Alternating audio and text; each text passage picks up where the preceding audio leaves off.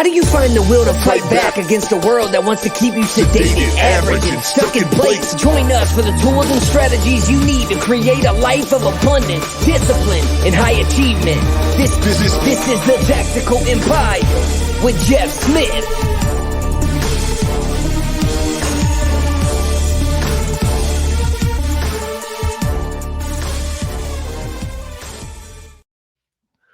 Welcome to another edition of the Tactical Empire. Today, I am very excited to introduce you to our guest and a guy who I've known for a few years and I've followed for a few more than that. And I'm excited to get you guys in front of him and kind of let him tell his story.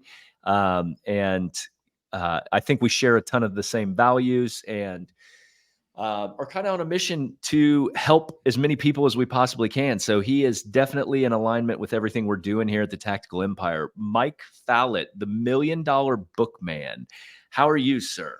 Doing well, man. Excited to be here talking to other freedom-loving patriots. It's great to be here, dude. Yes, absolutely. Absolutely. Well, I really appreciate your time. It's an honor to have you on. I want to definitely dive into your story and your betting on yourself and your trajectory over the past few years has been fun to watch. And I love watching people win, and you are winning at a high level. And I appreciate the journey. And so thanks for joining me today, man. Yeah, man. Let's get into it. Well, you transitioned out of a day job, 9 to 5, 7 years ago. Am I wrong on the timeline? 2014. I think it was December 20th. I just made a post about it today. December 20th was the day that I left my corporate job forever. Okay. Let's delve into that, because I think we have a lot of people that are on the fence about doing that. And I personally, 100% transparency, I am not a burn the boats kind of guy. I am a methodical planner and a strategist when it comes to bridging and hedging my bets on, like, I'm not the type of guy that's going to go slam down like my shit on my boss's desk and be like, fuck you, and walk off with no plan for what I'm about to do for the next year. Man, so I think I've interviewed hundreds of entrepreneurs myself, and it's amazing how some people fall in that category, and then some people fall in the category that I'm in, which is burn the ships. I produce the best version of myself when I have to. And so it's that animal instinct that I rely upon, that if I have no food, I'm going to go out there and become the greatest hunter possible. So I don't know if there's any one way. I think you just have to know yourself. And if you know what gets the best out of you, stick to that. Yeah, it really is a double-edged sword. I like the back against the wall scenario for sure, but I also like multiple revenue streams. And I always really have. And so even when I was in the 9 to 5 in the corporate world, I was always out doing other things and generating additional income in other ways. Yeah, I didn't learn the whole multiple revenue stream strategy until very late in my career. And so I guess if you want to go back to the very beginning, 2007, 2006, I'm sitting there in college, and my employer gives me a book called Rich Dad Poor Dad, which is pretty much on display at all times in my videos, because it is the one that put me on this path. It changed my life. I'm sitting there, when you go to school, you really don't read at all. You don't write, you're partying, you're having a good time, you're pursuing women. I read this book, and all of a sudden I'm like, first off, why the hell did I go to this school? Second of all, man, it's given me such an idea of what an asset and what a liability is. My idea of money making has completely evolved after that one book. So I put that book down, and I did kind of tip my my hand and basically said, I'm going all in on entrepreneurship. And so I did become a licensed real estate agent in 2007, 2008. Bought a 4-unit building, off and running. Yeah, it was 2008. And I was a landlord, and I thought I was king shit. I was an entrepreneur, right? Well, I still needed a job. It wasn't a lot of money, but I'm making a few $100s a month passive And I thought it was passive income, which it wasn't, because I was still fixing toilets, fixing roofs, fixing heaters, and killing bees on the weekend. It wasn't passive at all, but I thought it was. And so it gave me a little bit of courage to go after what I really wanted. And that was starting businesses from the ground up. Real estate is a way to make money. There's no doubt about it, but it is not my heart is not in it. I do it just to make money. And so I started to get courage, though, and confidence to start businesses from the ground up. And I tried a business, failed, tried a business, failed, tried a business, failed, tried a business, failed. 4 businesses, major failures, $300,000 in debt. And that's whenever I started to get really clear on, why the hell am I failing when I see other people succeeding and I know I have more work ethic? Well, why don't I try this direct to home dog product service? And it was called Doggy Surprise. I love dogs. I could do it every day and hang around dogs, and I could make a little bit of money. And it did make me a little bit of money. And it was wild how my identity started to change. People started to look at me as a guy who knew what he was doing. But I wasn't making a lot of money. I just was making enough to pay the bills. Now, keep in mind, I was $300,000 in debt, so I had to pay that off. That's why I was still at the corporate job, selling home remodeling items. And I remember looking in the mirror in 2000, it was probably, middle of 2014. I looked in the mirror and I said, if I'm doing this corporate job and I'm not making enough money on the side business, a year from now, I'm going to be in such a depression that I don't know if I'll be able to come back from it. So I wrote a date on the board and I said, by December 20th, 2014, I'm gone. And that was the burn the boats moment. Okay. When you are going into the unknown, I call it, it's basically the hero's journey. But when you're going from a familiar world into an unfamiliar world and you have no idea what's on the other side of that door, it is scary and exciting at the very same time. So I leaped into that world of unknown, completely going after my startup business, thought it was going to make it right from the get-go. And it was wild how there was a culmination of things. People were coming to me with questions and the business was starting to rise, but it wasn't enough. It wasn't running fast enough with cash flow. So I wrote a book. I sat down. I said, you know what? How could I get more speaking gigs? How could I get more attention? Why don't I just identify how I failed in the first 4 businesses and why this 5th one is succeeding? Put it down on a piece of paper. The girl I was dating at the time, luckily she was dating me because I was so broke at this point. She did it for free. She edited the book. We put it up on Amazon, turned it into a bestseller. And then all of a sudden the speaking gigs started to come. And here I am now getting speaking gigs, talking about starting a business while the Doggy Surprise business is just floating in the sea, not really rising too fast. And opportunities started to flow my way. And they said, hey, looks like you know what you're doing with starting a business and writing books. Can you help me do the exact same thing? And that was like the light bulb moment of, hey, the world is now giving me what I was pursuing this whole time. Just opportunity started coming my way without much effort. And I capitalized on that and put the Doggy Surprise business to sleep, if you will. So it was off from there, and it was scary times. I call it the ground zero moments in life, where once you are a full-time entrepreneur, you will be tested. It's almost as if God's going to say, oh, you really want this? You really want to become successful? Okay, well, I'm going to test you with some really dark days, and let's see if you can survive these. And if you do, then you deserve it. So it wasn't like I got all the answers and I had cash flow coming in and that was the start to a great adventure, was all gravy. It was like, that's the identity being formed. Okay, now I know where I'm going. Okay, I got to find mentors. I have to find my allies as part of the hero's journey. Now that's when you find your sword and you have to slay the real dragons. And once you do that, you obtain the reward of making it financially, and you have all that self-awareness. And the final stage of the hero's journey is you have to go back and return with elixir. You have to go back to people who did believe in you in the beginning, or those who maybe are associated with who you used to be. And you go back and you serve them and help them not only find themselves, but obtain that business, or that success, and maybe that clarity. And so that's the final piece to the hero's journey. Yeah. I think That's the road I'm on as far as like the impact portion and helping more people. Like that's what I'm truly passionate about. And so, and as are you. You tell us more about what you've created now, because I'm fascinated by kind of the book ecosystem that you've put together.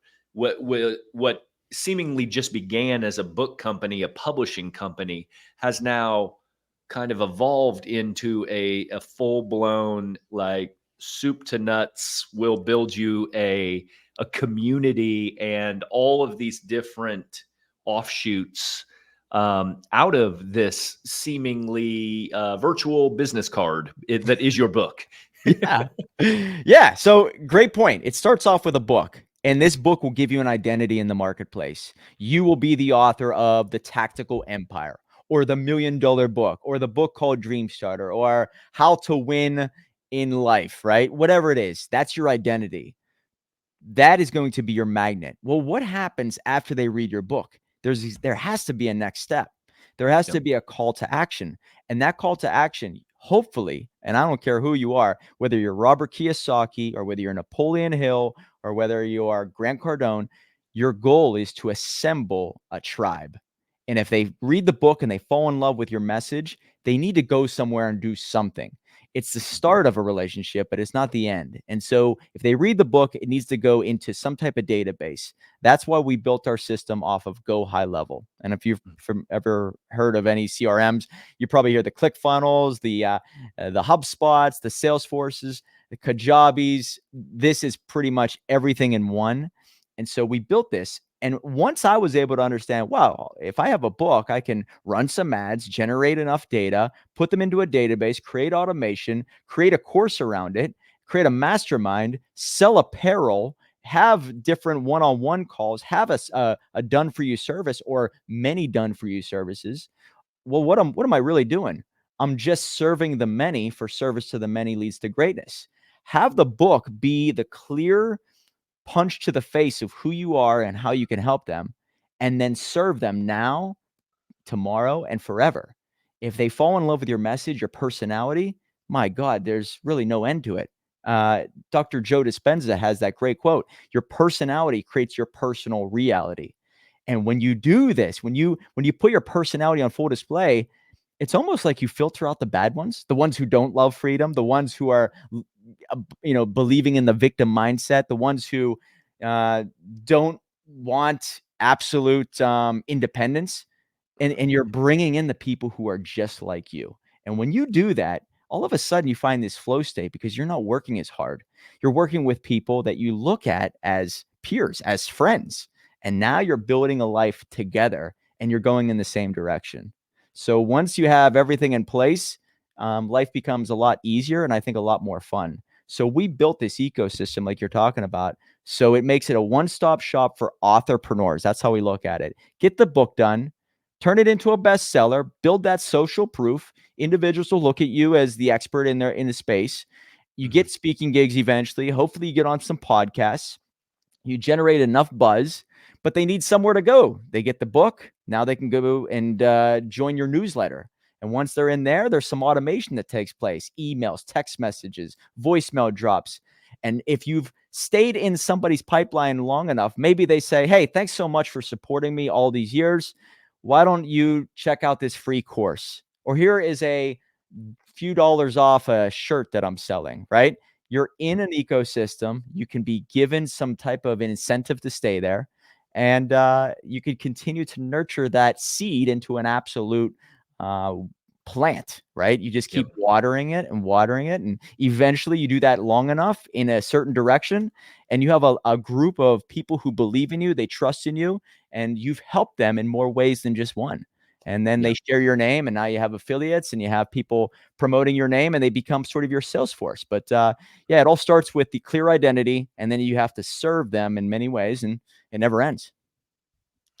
I love it. I love it, man. I've been really impressed with watching what you put together, because I think it's so important. It's what I'm doing organically already. So like, I am dying to talk to you about this offline, because I'm like, fuck, man, I'm working 10 times as hard as I need to.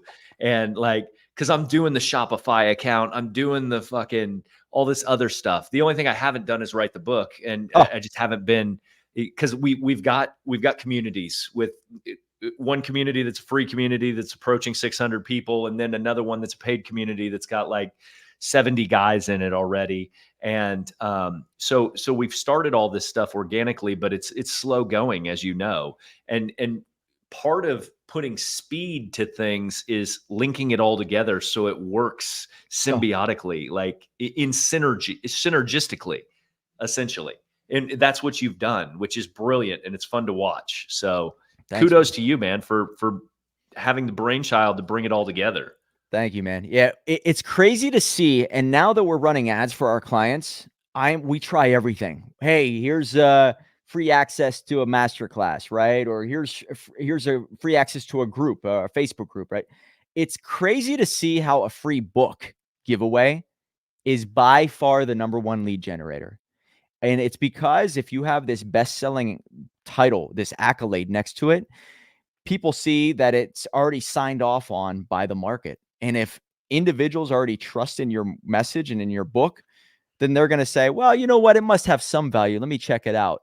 And the moment you give before you ask, people look at you in a different way. Hey, if that Sure. person's willing to give me their book, now they can go on it. You can go on Amazon and buy my book, but here you go. Here's a free copy, a downloadable version, or even better yet, here is a free audio version. Now that's magic because they get to hear your voice for potentially 4 hours. I swear to God, I've never met Jordan Peterson, but I feel like I could just sit down and be like, yeah, I've listened to you long enough. I've heard your voice. I already know who you are. We really don't even need to talk. We could just like hang out here. I know you that well. And I think Yep. that's the end goal for every entrepreneur.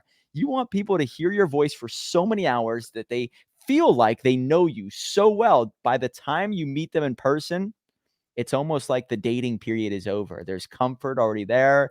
They trust you. You trust them, and it's on. It's just a done deal. It's almost like pre-selling. So the moment Yep. they get a book, you potentially are going to talk to them for 4 hours. You feel the individual feels like they receive some type of value long enough, and then maybe they take the next step. Maybe they follow you online, or maybe they hear you're going to an event at Tim Lyons, some Tim Lyons event, and they say, you know what, he's going to be there. I want to go meet him. Let me go and meet him in person. Right. So like you need Yep. to do something in a way that it's a low barrier of entry. Make it so it's sort of a no-brainer. Free book, download. It's a best-selling book. Let me check it out. I don't know if this is going to be good. And then once they're in that database, you basically overwhelm them with more and more value. And that's how you stand out in this world. You understand with AI and all the automation, it's becoming easier and easier to just do activity. But if you can move the needle in someone's life with a quote or with a book or with a video or a podcast, you're going to become significant to them. And I think significance is what you should seek as an entrepreneur. Yeah, absolutely. Absolutely. I think most people, or more people, need to understand the willingness to provide value with no expectation of reciprocal receipts of something coming back to you. Yes. Because I think that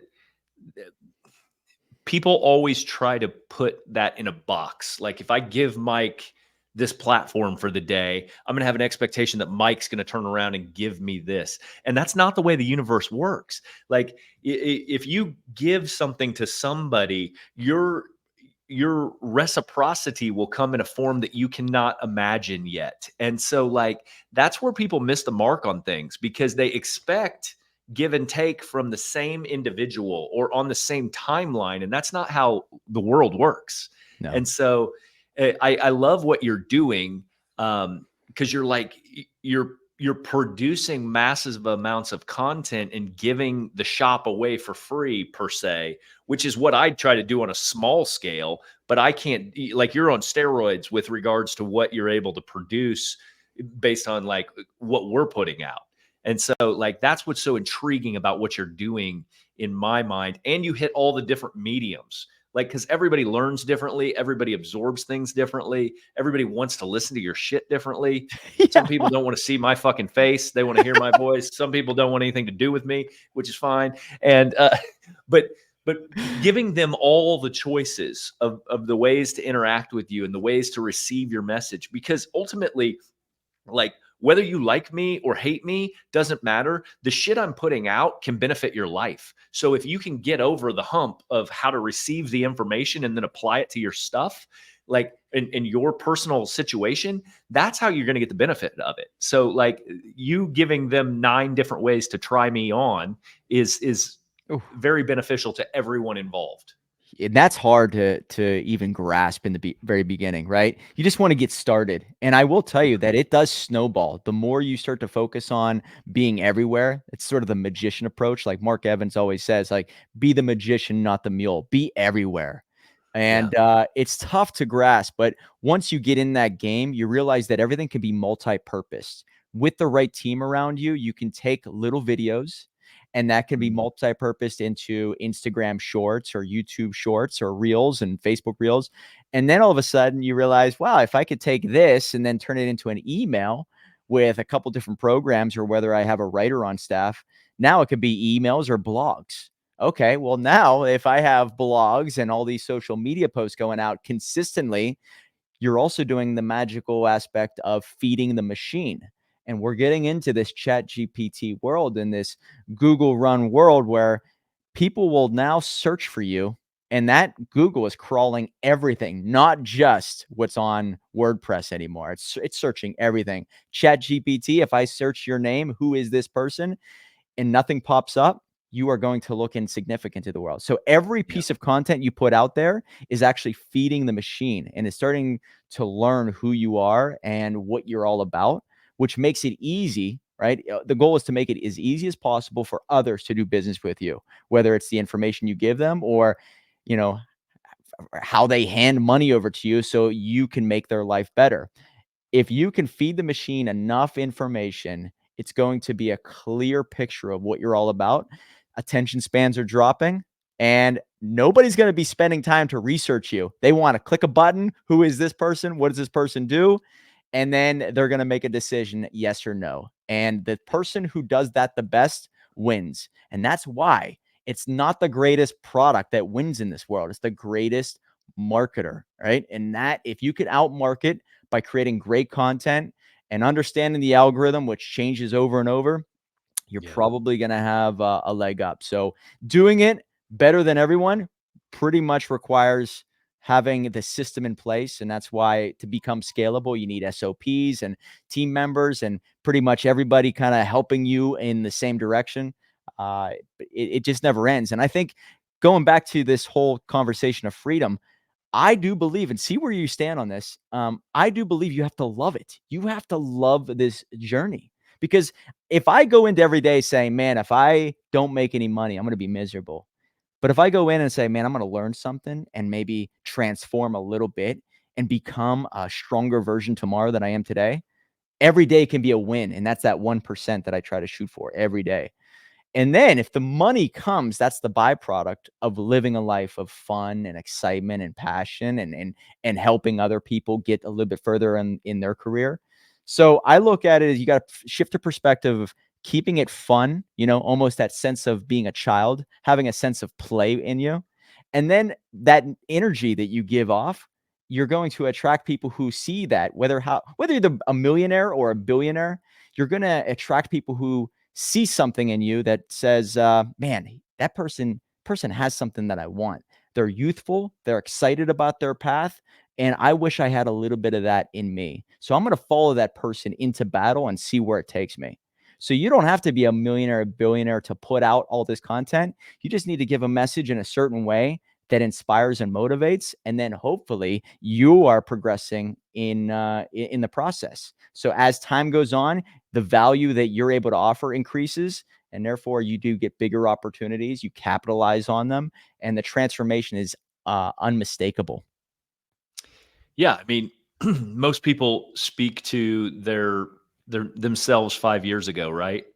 Yes. And that's how most people build their content, and I think that's necessary because there's always people that were you or in your position that you were in 5 years ago. And so I think people often discredit like the the amount of impact that they can possibly have. And because it's very easy to say, well, I'm not so and so, or I'm not Grant Cardone, or I'm not so like these people. And but what people fail to understand is that there's always people watching you. No matter where you're at, someone looks up to you.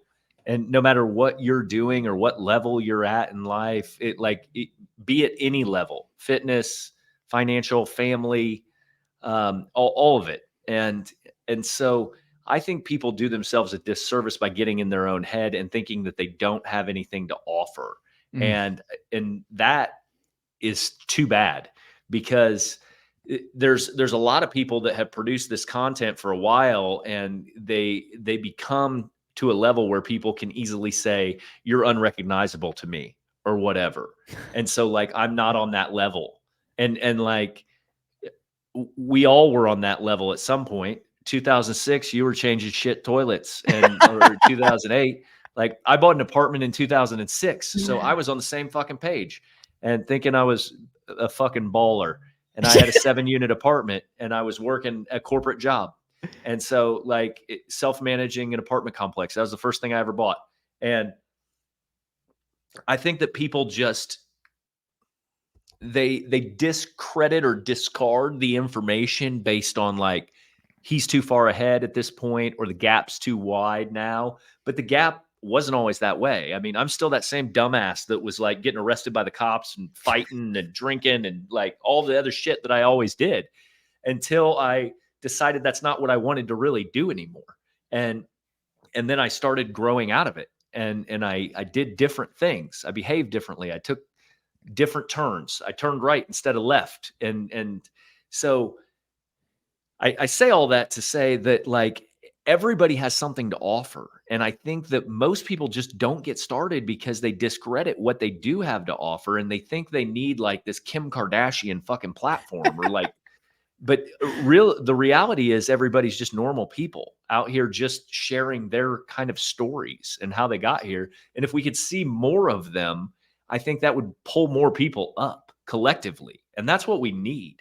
That's right. I think you need to, I mean, if I were to go back to my former self, I would say, forget about all the other bullshit. Become a great storyteller, but also really dive in on who you are and let the world see it as fast as Mm. possible, as often as possible. And I think that if you just lean in on being a storyteller, people are just drawn to you. And the great individuals that I follow are great storytellers. You know, Jordan Peterson, and we're talking about Joe Dispenza, and I think even Robert Kiyosaki or Trump. They're great storytellers, but they're great communicators. They Yeah. speak in a way that it just like feels like I know them, and it does something for me. So if you just break that imposter syndrome, and I think everybody fights it all the time, is that the way to beat it is just to leave no doubt.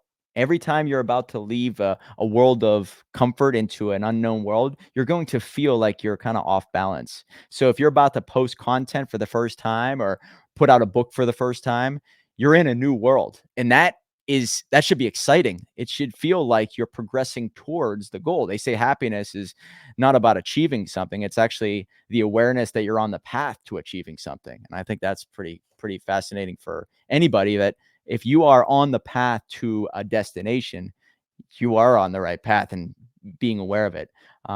So to break that imposter syndrome, my philosophy is this: leave no doubt. So put out more content, right?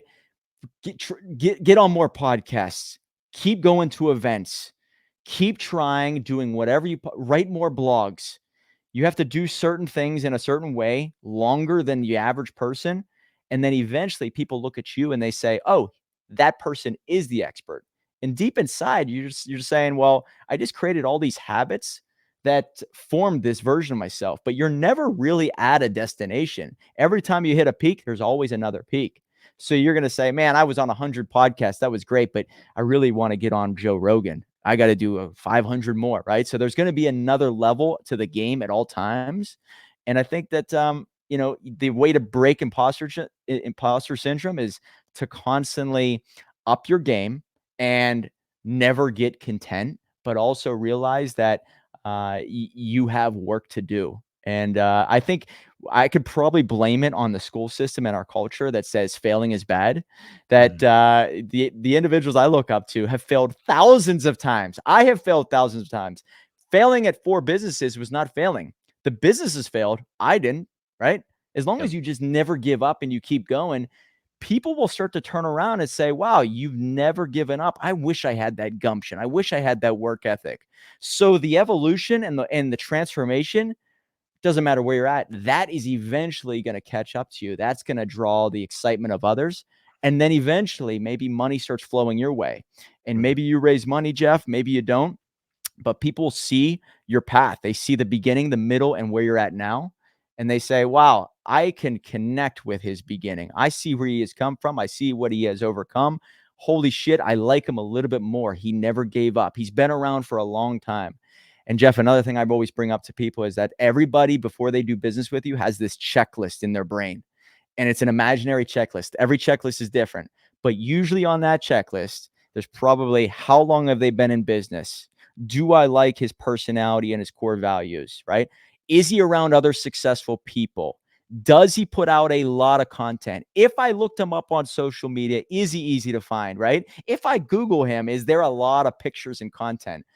The more check boxes you check off, the easier it is to attract funds and opportunities. And the only way you do all that is you break that imposter syndrome by doing more and leaving no doubt. Yep. And I preach that all the time, that your personal brand is now your business card effectively. Because we raise money. I'm raising money right now for a loan for a storage facility. And if I have no social media that shows me doing any real estate investing or around any properties or anything like that, and I go say, hey guys, I'm looking for $800,000. And Mike is like, well, let me get out my checkbook, but let me go to your Instagram first. And it shows like nothing about real estate. Mike might be like, what am I writing this check for? I don't really understand. Are you new to real estate? Oh yeah, I've never done it before. Like, you don't want to be that guy. And so like, and trust me, this comes from a perspective of like, I grew up like old school, in my opinion. Like because I was like a tweener. I'm 44 years old. So we didn't have cell phones. We didn't have any of that shit. I grew up kind of before this stuff. We had a bag phone that like the wealthy people had in their car. Like only 2 kids in our entire class had those, and their parents sent them with them to school or something. So I didn't grow. I didn't grow up in like in this social media era. And so for me, I love privacy. And so then I came into the corporate world, and in the corporate world, I worked for a Fortune 50 company, and it was kind of like whitewash your persona while you're at work.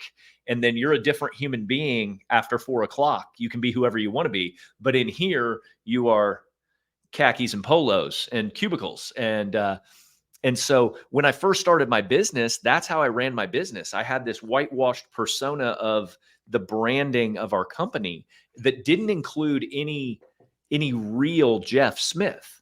And so like, this has been an evolution for me that I would say didn't occur until 2016, 2017, 2018, where I kind of started to loosen up. Because before that, I was like, well, the business can be the face of the franchise. I don't need to be like, it doesn't need to be my face. And like, that is not the world we live in anymore at all. No, I'm glad you said that. Most people think that, people don't want to see your whole life. I will beg to differ here that if people see the behind the scenes, whenever it's not perfect, right? Whenever the camera angle's a little shaky, all that, to me, I look at that and I say, oh, that's the real version. All right. I don't want to see the highly produced videos. And it's kind of funny when you run ads, the highly produced videos actually don't get as many views. It's really weird that people are kind of being turned off by them. But the more produced it is, people have this gauge that, oh, you're fake. But the moment you start to show behind the scenes and what you're doing and basically documenting rather than creating, I think that's a Gary Vee quote, but it's basically when you document your life rather than create content, you will now give a viewpoint from the outside that says, if I'm going to believe in this person, what is this person, really, what's he going to do with my money, or what's she going to do with my money? And I think that the moment you break that kind of that habit of, let me keep my life private, it's going to be easier for you to find people who across the world that want to be a part of your ride, right? They love seeing this transformation. Like you just brought it up in the very beginning. If I was shy and kept everything to myself, people wouldn't see the evolution. I love being able to look back on the first couple videos and see that I'm wearing like a suit and tie, and the audio sounds like shit, the camera looks like shit, and I just love seeing that because that's a dopamine hit to my brain that says, "Look how far I've come." And if I'm able to see it, other people are allowed to see it. They're able to see it as clearly as I am. So I find it pretty shocking when people say, well, I'm only going to do it whenever I have the good camera, the good microphone, all that. Yep. And you are wasting time. It's the only asset you'll never get back. So, yeah, I say show people whatever you possibly are comfortable with right now. And don't worry about being perfect. There's a great guy out there, Nick Santanastasso. Do you know who that is at all? Yes. He's one of Yes. he's one of our clients. He wrote a book called Victim to Victor. He has this great phrase. He's like, do it janky. He says that over and over. Do it janky. Quit trying to be perfect in anything. Yeah. People are looking for friends to do business with. So do it janky and watch what happens whenever you start to raise funds. And I'm in self-storage too. I will never give my money to somebody in self-storage unless I see them visiting properties, maybe going out driving in their Jeeps, or I would, if they don't love dogs, right? Yep. All of these things are so important to me because at a certain point, it's not just about making money. It's, I want to give my money, which I equate to energy. I want to give my energy to something that I believe in, somebody I believe in. And for me to do that, I need to see the whole picture. Yep. Yep. Yeah. And I agree with that 100%. I've seen it. I've seen it in my own life over and over again. And so like, that's great advice. So tell me this, since you're the bookmaster, if I'm sitting here listening to this and I'm like, I wouldn't know where to begin to, or what to even write a book about. I'm sure you get that question all the time. Like 4 what the times, fuck I would think, even today. write yeah. What would I even fucking write a book about? Like what's your answer? So it all begins with the end in mind. Okay. Where are you going in life? And if you want to be the self-storage guy 5, 10, 15 years from now, you should start to plant the seeds that paint you as that picture. All right. So identify the end. All right. And if you want to be the motivation guy, the entrepreneur guy, the real estate guy, that's the starting point. Now break down lessons that you can teach individuals, right? That will help them get to where you're at right now. Okay. The reason why you want to start with lessons is because nobody gives a shit about you until you help them with their life.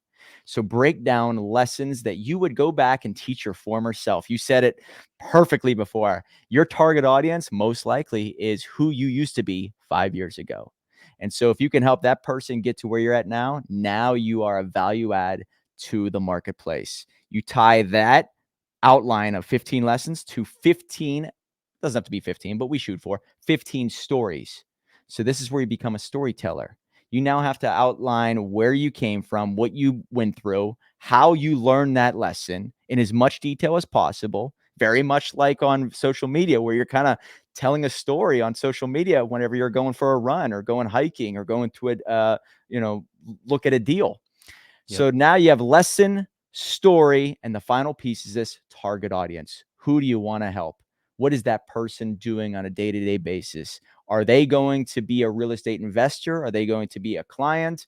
Who is that perfect audience member? So you have the end in mind, you have the lessons, the stories, the exact target audience. And what I recommend, and this is our system, obviously, but you have somebody ask you questions based off of those lessons. Lesson number 1 is all about overcoming adversity. Jeff, how did you learn this lesson? And what does it mean, really? Well, overcoming adversity is very important because, they're like dragons. Dragons will come your way in life, but the moment you slay that dragon, you gain confidence. And that one win can turn into 10 wins by the end of the day. And the way I learned this is my grandfather taught me this. And my grandfather showed me how to get into starting a business and how it's basically a personal development journey disguised as a business journey. Whoa. Okay. So now I got the story of your grandfather. I got this lesson. It's a value add. beautiful. So you have somebody interview you, and then you can communicate that, articulate your thoughts out of your head, get it on a Zoom call or a recording, and now you have basically a digital asset. That digital asset can be taken to a writer. The writer can write it up for you, or you can write it yourself. But the moment you have it as a tangible digital asset, it's like you can take it many different directions from there. I mean, you could use the chat GPTs of the world if you really want to do it janky and get it done. My recommendation is get the they're great, by the way. There's programs out there. You just want to make sure you nail the tonality and the verbiage that you would say, because the moment that they meet you in person after they read your book, it should be a 1-to-1 ratio. It should seem like, I just read his book. I know him all the way through now. So there can't be any type of breaking point, if that makes sense. Yeah, so 100%. that's how we recommend. You end in mind, lesson, story, target audience, record it with the Socratic method. You have somebody ask you questions, because you'll find answers that you never even thought about. So if you have an outside source ask you questions, the best content usually flows from it. Have a ghostwriter help you out with it. You upload it to Amazon. You get a title and subtitle based off of the content. Jeff, I say this over and over. You do not want to come up with a title right out of the gate. You want to create the content first and the vision first, and then you want the title to marry the content. You don't want the content to marry the title. And I don't know if you've been working on your book, but the moment you put a title and subtitle down as the starting point, your brain is now saying, everything I have to say has to go back to that title, which is completely the wrong way. It limits you creativity wise. And you are going to kind of shoot yourself in the foot. So my recommendation is get the vision, get the content, and then once the content's there, start getting crazy with title and subtitle. And if there's a couple pointers I'd tell you guys out there, the title should be something that's positive with your name. So even if they didn't read the book, which most people will not, even if they pick up your book, 95% of people will not read your book from start to finish. But if they have a title that's so clear and distinct and positive, they will say, oh, Jeff Smith, he's the tactical empire guy. Oh, he's the self-storage guy. Oh, he's the $1 million book guy, right? All of a sudden, it's this word association, and that's what's remembered. People do not confuse people, never buy. Confuse people, never trust you. Confuse people will not share your name. I love it. I love it. Masterclass on books right there, folks. Masterclass. You're welcome. You're welcome for this episode. So Mike, tell me what's next, man. What's on the horizon for you? You're kind of a serial entrepreneur. You're always dabbling in different shit. So like your book business is blowing up. I see you putting different tiers into it, different price points, all that stuff. I see you. I'm watching you. And so it is taken off, and I'm certain you're having your best year ever, or projecting it this year based on the product packages you've put together. And what else are you doing? Yeah, so the agency aspect really started to take a life of its own in the past 8 months, somewhere in there. And to grow a team that pretty much houses everything when it comes to marketing your book, it just never ends. I mean, we are constantly evolving. So where am I taking all this? I want to own the book space for entrepreneurs. We are never going to stop there. That's my identity. I love storytelling. I love being able to motivate people and associate wherever they're at with the hero's journey. And the conduit that I'm able to help people with is documenting it in a book. This book is a legacy piece. And I'm telling you, if it all goes to hell tomorrow, I am still very proud. We've helped over 334 people become Amazon best-selling authors. And right now we have about 7 in the pipeline for the next 2.5 weeks. These people have a legacy piece for the rest of their lives. Their grandkids are going to read these books, hopefully. So we're going to continue to grow this space, the publishing side and the marketing aspect. And then, as you know, I am a lover of entrepreneurship and just freedom in general. By having a book that generates many revenue streams, sort of that's a way of creating earned income. But there's got to be one other aspect, and you probably talk about it all the time, is the passive income. And once you make money, what do you do with it? Do you grow your business, which you absolutely can, or do you invest in assets like self-storage? And so I recommend anybody out there, get that identity, get your book going, create multiple revenue streams. As the revenue streams are produced, you basically have to get smarter, find other allies, find other investment strategies. So now you have things being built without you being involved one bit. So where am I taking all this? Book business, we're going to own 100%. There's no doubt for entrepreneurs. But I do want to grow my real estate portfolio, because once you have real estate, you have even way more leverage, and you get this more than anybody, that once you have leverage, it never ends from there too. And I think that you want to become wealthy and free simply because you become sort of the light at the end of the tunnel for others. And the more wealthy and free you are, the more options you have to do so. I couldn't agree more, man. I couldn't agree more. And like I said, yeah, we're in direct alignment when it comes to that stuff. And we need more leaders out here showing people what's possible. And that it doesn't take forever. It doesn't take 40 years. It takes 5 years of focus. It takes just a handful of years of just focused attention in a direction that you want to go, and you can have all this autonomy. But it may start with a book. It may start with putting yourself out there. It may start with like building your audience, and Mike can help with all of that. Where do people find you, my man? Yeah, dreamstarterspublishing.com is probably the best way to get a hold of our company. If you want to get a book done, that's where you start. If you already have a book that's already complete and you just want to market it properly, you go to milliondollarbookagency.com. I'm easy to find on social media. And yes, it will create an identity, a market clarity that is required. And you said something there I just want to touch on. Faith in a certain direction for an extended amount of time is all it takes. People usually start and then give up, and then they start and they give up. And faith in yourself dies, but faith from the outside looking at you starts to die. So if you just have enough of a commitment to a 5-year journey, imagine where you can be 5 years from now, 10 years from now. Individuals will be seeking you out to speak on their stage or maybe get you on their podcast.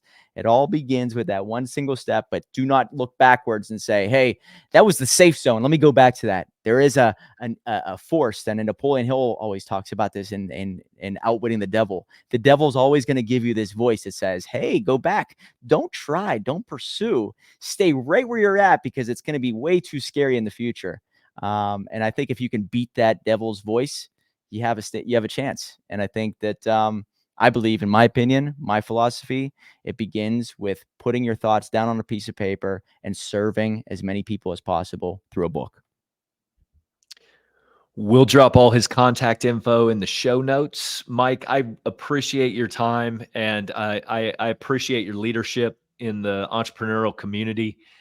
You're doing a lot of great things, and continue to kick ass, man. I love watching your journey. I love running with you. It's been a fun few years, and it's only going to continue to get better and better, regardless of what the fuck happens in the world. 2024 is a year of chaos. That's why you need to find your allies. Glad you're on the same side, man. Appreciate it. Absolutely. Absolutely, brother. I appreciate your time. We'll talk soon. Got it.